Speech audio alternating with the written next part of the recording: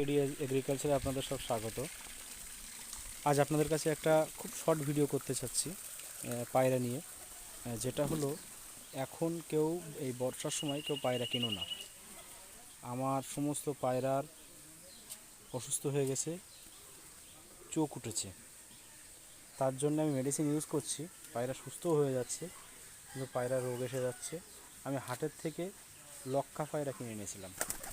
এই যে লক্ষাটা দেখতে পাচ্ছেন সামনে, ওই যে পালিয়ে যাচ্ছে, ওই লক্ষাটা এনেছিলাম। ওই লক্ষাটার সর্বপ্রথম চোখ ওঠে হাট থেকে নিয়ে আসার 3 দিন পরে।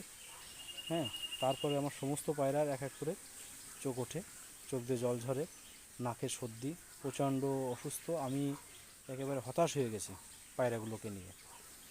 তারা মানে এত পরিমাণে শরীর খারাপ হয়ে যায় যে বাঁচানো দুষ্কর।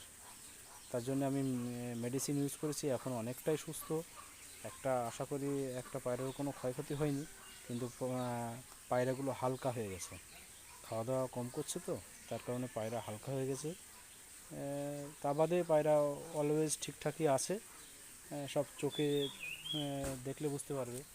এই এই এই সিরাজের বাচ্চাটা দেখো কী পরিস্থিতি হয়েছে, এর সমস্যা হয়েছে। কিং পায়রাটারও সমস্যা হয়েছিল, অনেকটা কাটিয়ে উঠেছে, এখনও একটু ডিস্টার্ব আছে। হ্যাঁ, এদিকে আর কার হয়েছে, এই সুন্দরীটার একটা চোখে সমস্যা হয়েছে। এটা না, এটা মোরগ, এই মুরগিটার এটা কাল দেখা দিয়েছে। এই সমস্যাটা আজকে দেখা দিয়েছে, কালকে আমি যখন ধরেছিলাম তখনও ছিল না, আজকেই দেখা দিয়েছে এই সমস্যাটা, মানে রাতের মধ্যে হয়েছে।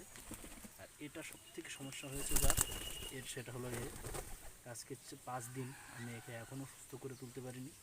এর এখনও মেডিসিন চলছে।